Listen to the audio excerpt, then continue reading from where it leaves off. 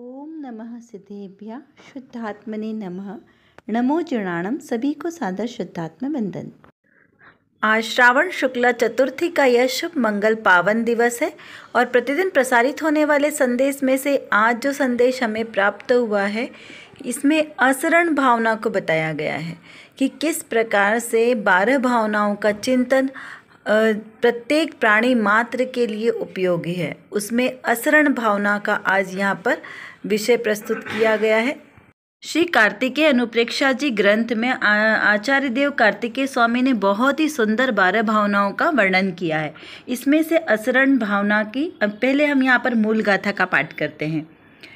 तथ्य भय किम शरणम जथ सुरिंदाण दीस देविलो हरिहर बंभा दिया कालेण पकवलिया जथ। इसका क्या अर्थ है कि जैसे शरण उसी को कहते हैं जहाँ अपनी रक्षा हो। संसार में जिसका भी शरण विचारा जाता है वे ही काल को पाकर नष्ट हो जाते हैं। तो वहाँ पर शरण किसकी लेना? जैसे जिन संसार में देवों को इंद्रों को का भी नाश होता हुआ देखा जाता है ना, देव सुरिंदाण दीसदे विलो यानी उनका भी नाश होते देखा जाता है। जत हरिहर भा दिया यानी कि जहाँ हरि कहिए नारायण हो, चाहे ब्रह्मा ईश्वर जो भी विधाता जी ने कहा है उनका भी नाश होता दिखाई देता है। तो फिर हम शरण किसकी ले? तो इस संसार में कोई भी शरणभूत नहीं है, एकमात्र मेरा आत्मा ही शरणभूत है। इस प्रकार का विचार करना चाहिए।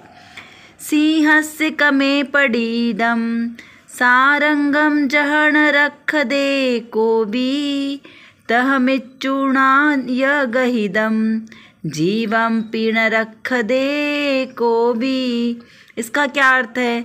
जैसे वन जंगल में सिंह के पैर के नीचे पड़े हुए सारंग को कोवीर्ण रख दे, हिरण को भी कोई रक्षा करने वाला नहीं है। तह मिच्चुणा यहाँ पर वैसे ही संसार में मृत्यु के द्वारा ग्रहण किए हुए जीव की कोई भी रक्षा करने वाला नहीं है। तो फिर यहाँ पर किसको हमारा रक्षक मानना? जब रक्षक स्वयं ही भक्षक बन जाए तो फिर हमारे को शरणभूत कौन होगा? वैसे ही आज ये जो संदेश हमें प्राप्त हुआ है इसमें क्या लिखा है? जैसे वन में सिंह के पैर के नीचे पड़े हुए हिरण की कोई रक्षा करने वाला नहीं है, वैसे ही इस संसार में मृत्यु के द्वारा ग्रहण करे हुए जीव को कोई भी रक्षा नहीं कर सकता। तो इस प्रकार से हमें क्या समझना है कि यहाँ पर कोई किसी की रक्षा करने वाला नहीं। हम व्यर्थ ही किस में अपनी रक्षा करने वाला ढूंढते हैं। यदि कोई कमज़ोर होगा तो वो क्या सोचता है कि कोई बलवान पहलवान हो हमारे पास बॉडी बिल्डर, तो उसे हमारा बॉडीगार्ड बनाए तो ये हमारी रक्षा करेगा। तो क्या बॉडीगार्ड रक्षा कर सकते हैं? नहीं। हमने तो वर्तमान में ही देखा है कि बॉडीगार्ड खुद ही उसको जिसकी रक्षा करने के लिए उसे तैनात किया जाता है वो खुद ही उसको मार देता है। तो फिर यहाँ पर किसकी हमें विश्वास करना है? रक्षक स्वयं ही भक्षक बना है। जब एक बार अमरचंद जी दीवान जो थे वो जैन थे, तो उन्हें क्या कहा गया? उन्हें आदेश दिया गया है कि जाकर हिरण को मार के लाओ। वो राजा को अच्छी तरीके से पता था कि ये तो सेठ जी जैन हैं और ये हिंसा नहीं करेंगे, फिर भी उन्होंने ऐसा उन्हें परीक्षा लेने के लिए ऐसा उपदेश दिया। तो उन्होंने क्या किया? उन्होंने हिरण के झुंड को जाकर एक आवाज़ लगाई कि हे मृगराज रुक जाओ। तो वो सारे हिरण कैसे हुए? रुक गए। और उन्हें क्या कहा? मैं तुम्हें मारना नहीं चाहता, लेकिन तुम्हारे स्वयं राजा ही तुम्हारे भक्षक बन गए तो मैं क्या करूं? तो इसीलिए भागो मत। जब तुम्हारा रक्षक ही भक्षक बन गया है तब तुम भाग भाग कर किसके पास जाओगे? तुम्हारी रक्षा करने वाला और कोई नहीं है। और वो सारे हिरण का झुंड क्या हुआ? रुक गया। यह देख के राजा बड़े प्रभावित हुए कि जब इतने बड़े बड़े शिकारी इन हिरणों को पकड़ नहीं पाए, इनको मार भी नहीं पाए, तो फिर इसने एकमात्र आवाज़ देकर उनको कैसे रोक लिया? ये उनके अंदर में बहुत ही मतलब हृदय परिवर्तन करने वाली घटना थी कि उस दिन से उन्होंने शिकार करना छोड़ दिया कि एक व्यक्ति की आवाज़ में इतना, उसकी करुणा में इतनी शक्ति थी कि वो हिरण भी रुक गए। तो हम किसे कैसे इन जीवों की हिंसा करें। तो ये सारी घटनाएं हमें क्या बताती है कि हम जिन जिन को रक्षक करने वाला समझते हैं वो स्वयं ही हमारा भक्षक बन जाता है। लौकिक में हम देखें तो हम किसको समझते हैं शरणभूत। जब भूख लगती है तो हमारे लिए भोजन शरणभूत होता है। जब हमें कोई सुख सुविधाओं की ज़रूरत होती है तो वहाँ पे हमें पैसा शरणभूत लगता है। जब कभी हमें कोई दुख परेशानी आती है, आकुल व्याकुल होते हैं, तो वहाँ हमें जिनेंद्र भगवान शरणभूत लगते हैं। यानी हमें कोई न कोई की शरण चाहिए होती है। वहाँ हमें यह विचार नहीं आता है कि मैं तो स्वयं ही अपना शरणभूत हूँ, ये बाहर में जितने भी निमित्त है ये मेरे लिए सच्चे शरणभूत नहीं है। व्यवहार से देखा जाए तो पंच परमेष्ठी मेरे लिए शरणभूत हैं और निश्चय से तो मेरा निःशुद्धात्मा ही शरणभूत है। तो ऐसा दृढ़ श्रद्धान यदि हो तो हमें संसार में किसी की शरण की आवश्यकता नहीं होगी, क्योंकि संसार के समस्त द्रव्य कैसे हैं, सारे इंद्रधनुष के समान अनिश्चित है, सब अनित्य है, वो सब नाशवान है। तो जब जो चीज़ नाशवान है वो हमारे लिए शरणभूत कैसे हो सकती है। जो सदाकाल एक जैसा रहने वाला है वो शरणभूत हो सकता है, और जिसने अपना आश्रय लिया। ऐसे बहुत ही सुंदर अशरण भावना का वर्णन आपको हर जगह मिलेगा। बहुत सारी 12 भावनाओं में इस प्रकार की भावनाओं में जो वर्णन किया गया है उसमें से स्टार्टिंग की 6 भावनाएं वैराग्य परक चिंतन करने वाली है। इसमें से सेकंड नंबर की भावना है अशरण भावना, और बाकी की भावनाएं तत्वपरक चिंतन वाली है। तो ये अशरण भावना का, अनित्य भावना का, संसार भावना का, एकत्व भावना, अन्यत्व भावना, अशुचि भावना, ये सब भावनाओं का चिंतन नित्य प्रति करने योग्य है, क्योंकि इससे भेद ज्ञान की धारा हमारी बलवती है, और भेद ज्ञान जितना होगा उतना ही हम अपने आत्मा स्वरूप के निकट होंगे। यहाँ पे आचार्य देव कहते हैं कि हे आत्मन, जितना आयु कर्म लेकर आए हो उतने समय तक ही जीवित रहेगा। मृत्यु का समय आने पर धन दौलत, माता पिता, मित्र, पुत्र पुत्री, कुटुंब, कोई भी तुम्हारे लिए शरणभूत नहीं होगा, कोई भी तुम्हें बचाने में सक्षम नहीं होगा। सबकी मौत निश्चित है। जितने आयु के निषेक हैं उतने तो हम लेकर जाएंगे, फिर चाहे विपरीत परिस्थितियाँ आए चाहे अनुकूल परिस्थिति हो। कोई भी व्यक्ति, चाहे वो जिनेंद्र हो, धर्मेंद्र हो, देवेंद्र हो, चक्रवर्ती हो, कोई भी हो, कोई भी ना तो हमारी आयु को एक पल की भी बढ़ा नहीं सकता और ना ही कोई एक पल भी घटा भी नहीं सकता। तो ऐसे निश्चित समय में मौत हमारी निश्चित है, रोग आदि आना वो भी निश्चित है, सारी अनुकूल प्रतिकूल परिस्थितियाँ सब कुछ निश्चित है। तो फिर आकुलता व्याकुलता किसके लिए करना। समय का कोई भरोसा नहीं है, जगत और संयोग ये सब अशरण है। व्यवहार से पंच परमेष्ठी और निश्चय से निःशुद्धात्मा ही शरणभूत है, यही सार है संसार में। और संसार में कुछ भी सार नहीं है, कोई भी शरण देने वाला नहीं है। बस इसी प्रकार मंगलमय उपदेश जो हमारे जिनवाणी माता के द्वारा हमें प्राप्त हुआ है, उसी के आश्रय से हम अपने आत्मस्वरूप को पहचान सकते हैं, और वही हमारा सच्चा शरण है। इसी से संबंधित 12 भावना की कुछ पंक्तियाँ बहुत ही अच्छी लगती है, जैसे हे जीव जितनी आयु है उतने ही जियोगे, जब आयु कर्म अंत हो फिर तो न बचोगे। माता पिता हो पास में नारी पवित्रता, भगिनी व सहोदर सभी पुकारती सुता। हो यंत्र मंत्र तंत्र धन जवाहरते भी, तलवार तोप शस्त्र हो सेनाएं भी सभी। पर जिंदगी का एक भी पल बढ़ नहीं सकता, यह जीव मौत से कदापि बच नहीं सकता। मृगराज की पकड़ में जो हिरण आ गया, त्यों मृत्युराज को भी यह जीव भा गया। सब देवताओं देवियों को भी नवाओ मात, कोई भी मौत टालने में दे सके न साथ। बचने के लिए फिर करो जितनी भी कामना, पर अंत में होता ही है मृत्यु से सामना। ज्यों सूर्य सदा ही चले पश्चिम के रास्ते, त्यों जीव का भी जन्म है मृत्यु के वास्ते। कोई न बचाता न तुझे कोई शरण है, पर अशरण मान कर तू करे जन्म मरण है। जब द्रव्य गुण पर्याय का भी भेद है अशरण, कैसे कहें कि जग में है तुझे कोई शरण। यह बाह्य तो अज्ञान का फैलाव है जहान, तू परम ज्ञानमयी प्रभु सिद्ध के समान। शुद्धात्म तत्व ध्रुव स्वभाव सत्य शरण है, जग अशरण निज आत्म ही तारण तरण है।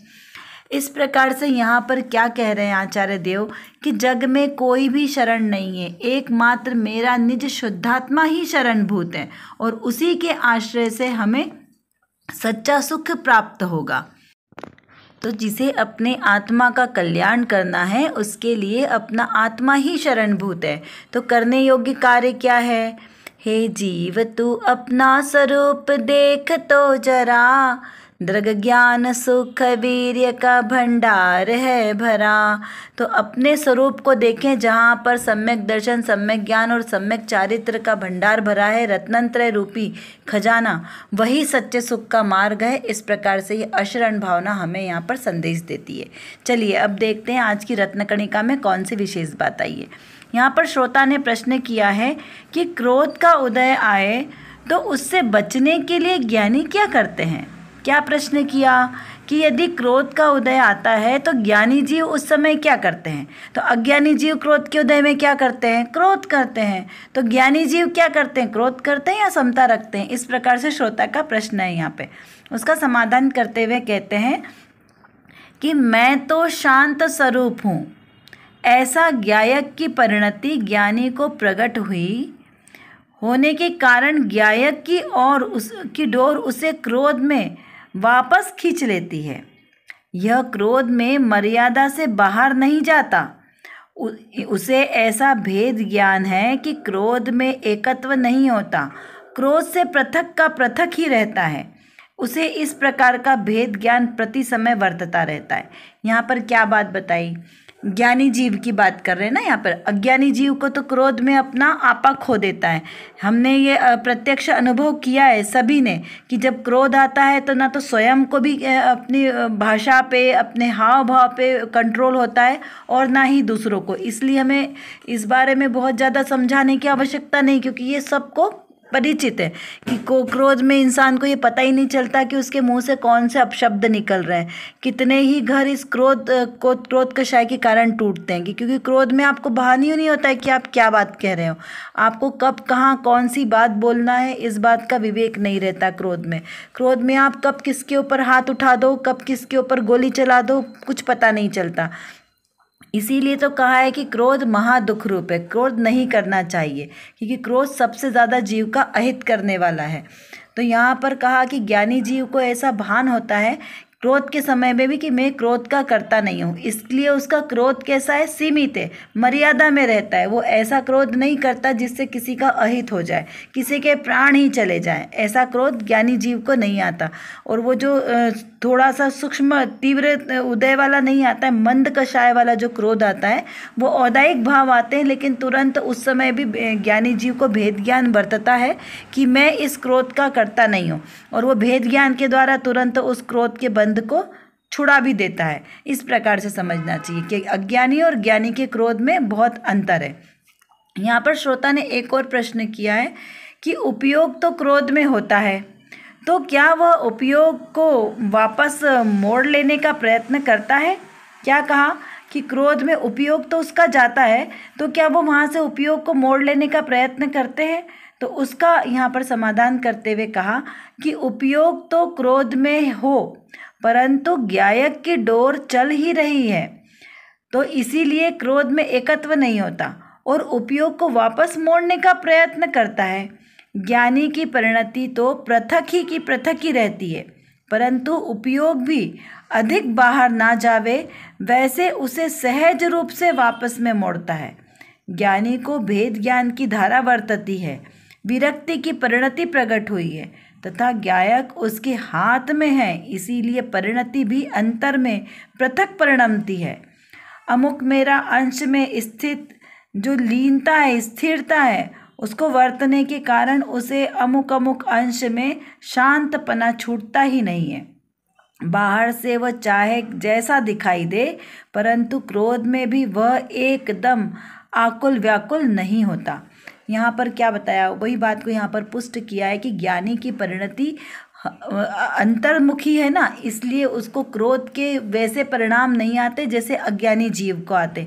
इसीलिए सम्यक दृष्टि जीव को कषायों का बंध नहीं होता, जो होता है मतलब तीव्र बंध नहीं होता जो उनका, क्योंकि एक कषाय चौकड़ी का भाव हो गया, कौन सी, अनंतानुबंधी, वो तीव्र उदय वाली है जो अज्ञानी जीव को होती है, और जिससे जीव के स्वभाव का घात होने वाली, क्योंकि सर्वघाती प्रकृति है अनंतानुबंधी, तो वो जीव के स्वभाव का घात करती है।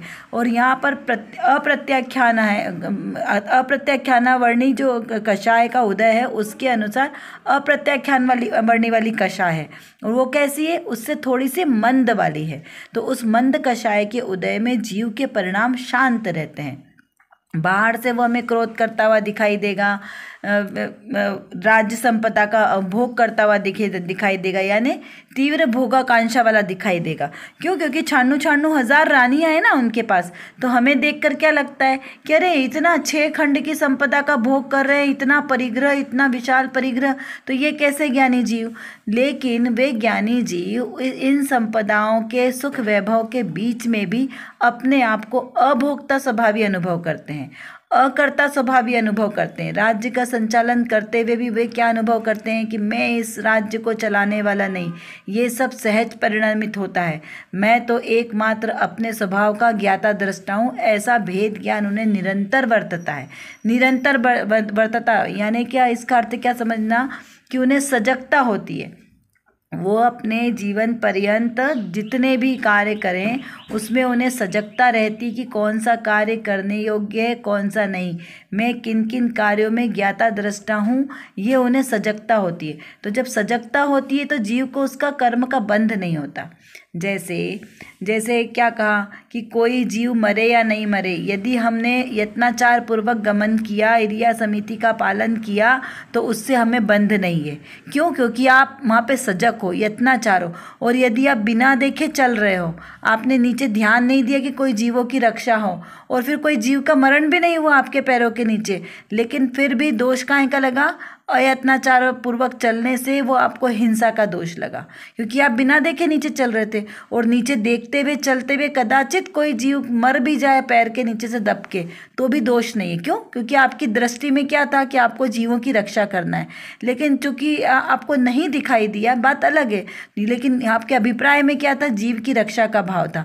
तो वो जो जीव की रक्षा करने का भाव है, उस भाव के कारण आपको बंध नहीं है। ऐसा ही ज्ञानी और अज्ञानी में समझना कि जो ज्ञानी जीव है वो क्रोध के समय में भी ये उसको सजगता होती कि क्रोध करना मेरा स्वभाव नहीं है, मेरे क्रोध करने से किसी की हिंसा हो जाए ऐसा उसका अभिप्राय नहीं होता। लेकिन वो क्रोध क्यों करता है? क्योंकि किसी जीव का भला हो जाए, किसी चीज़ को कुछ उसका अच्छा करने के अनुसार बोले, या फिर कभी कभी पूर्व के कर्म के औदायिक भाव के कारण उसे क्रोध आ सकता है।